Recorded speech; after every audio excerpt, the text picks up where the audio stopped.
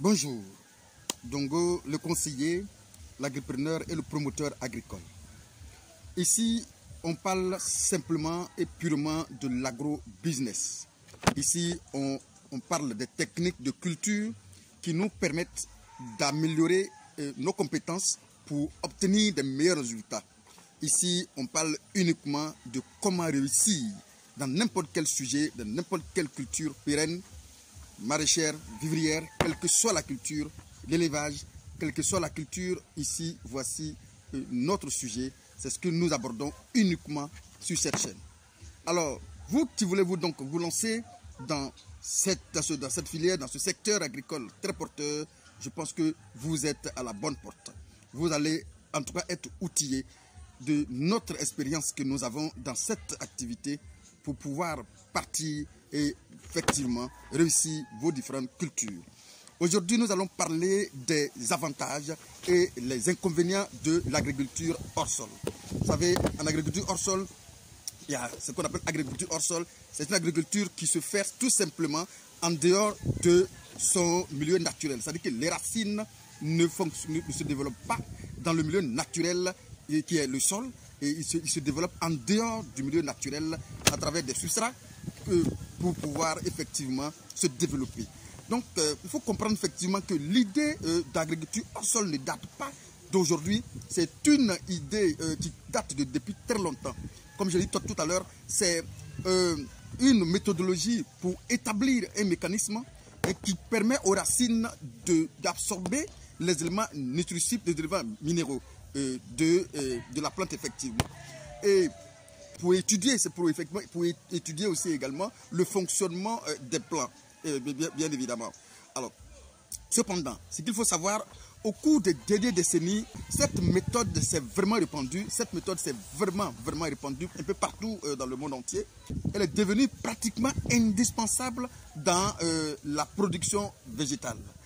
Les cultures hors sol sont des cultures où les végétaux effectuent leur cycle complet de production sans que le système racinaire soit en contact de leur environnement naturel, c'est-à-dire le sol, comme je viens de le dire. Les racines sont ainsi continuellement alimentées par un milieu liquide minéral qui est la solution nutritive qui apporte l'eau et qui apporte l'oxygène et les éléments minéraux indispensables pour le développement de cette plante-là, de cette culture que vous souhaitez effectuer. Alors, sachant que la découverte de l'agriculture hors sol doit être attribuée à deux chercheurs allemands, Knopp et Sachs. Alors, ces deux chercheurs, ou bien ces deux auteurs, ont réussi à faire pousser des plants sur un milieu, je dirais, entièrement liquide, constitué d'eau additionnée à des sels minéraux, en 1860. C'est plus tard, dans les années 50, certains organismes de recherche, et en France et en Hollande, et aussi, je dirais, des professionnels comme Miland ont réussi à impliquer effectivement l'horticulture à l'agriculture hors sol. Mais il faut savoir effectivement qu'il s'agissait que d'étapes de pré-développement. La véritable effectivement développement de l'agriculture hors sol date des années 1975 et 1980. À un rythme effectivement très soutenu, cette technique s'implantait dès lors en France et surtout pour les cultures sous serre. Ainsi, depuis une quinzaine d'années, les surfaces et la nature des espèces concernées ne cessent d'augmenter bien évidemment. Alors, l'extension régulière des surfaces concernées aux cultures hors sol résulte d'un bilan en faveur de cette technique qui apporte une série d'améliorations pour l'agriculteur. Parmi donc les avantages que cette technique apporte aux planteurs, on va noter quelques avantages effectivement. Entre autres, il y a l'économie d'eau et d'engrais minéraux.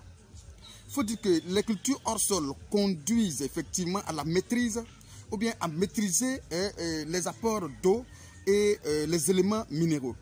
On fait une économie importante en hydroponie et qu'en agriculture plein terre, agriculture conventionnelle. Alors quant aux engrais minéraux, les techniques de l'agriculture hors sol effectivement conduisent aussi à une économie importante puisque les apports sont calculés en fonction des besoins, de la plante. Et il y a effectivement, il n'y a pas de stockage au niveau des sols parce que l'engrais ne fuit pas, donc ça ne sera pas stocké dans le sol effectivement. Alors il faut savoir que l'économie réalisable va dépendre du choix de la technologie utilisée. Alors il y a le système à solution recyclée et cette économie sera tellement importante parce que la plante va absorber la quasi-totalité des éléments nutritifs apportés bien évidemment à la plante. Mais par contre, lorsque vous choisissez un système par contre où la culture est effectuée à partir d'une solution nutritive non recyclée, en ce moment-là, on appelle ça circuit ouvert, et en ce moment, les pertes au niveau des pergolas seront tellement importantes et l'économie réalisable seront très limitées effectivement. En ce moment, on ne pourra pas, bien évidemment, avoir une bonne économie en termes, parce que tout simplement, on a perdu beaucoup d'éléments nutritifs, beaucoup s'évaporent et beaucoup disparaissent. Notons aussi que l'agriculture hors sol facilite les techniques culturelles aussi, effectivement. La culture hors sol élimine certaines techniques de culture comme par exemple le coût élevé des travaux de préparation du sol, c'est-à-dire le labour, les planches, les bions, le binage, le désherbage, voilà, etc., etc.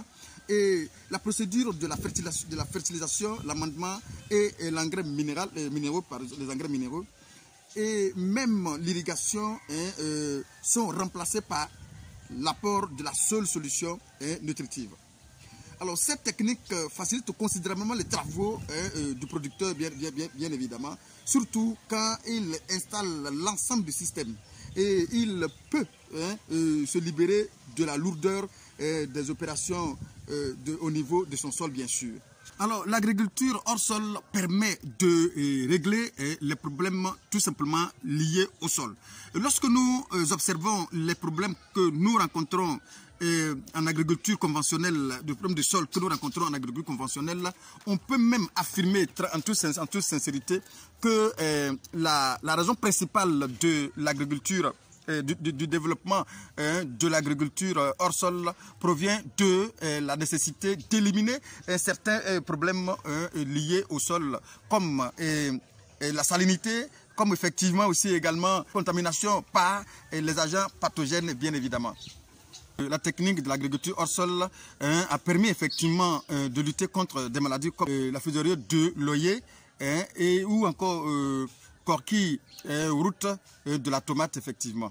Le recours à l'agriculture hors sol devient pratiquement plus que nécessaire parce que moi je crois que c'est la technique qui va permettre aux planteurs de pouvoir plus travailler librement et de sortir de meilleurs résultats.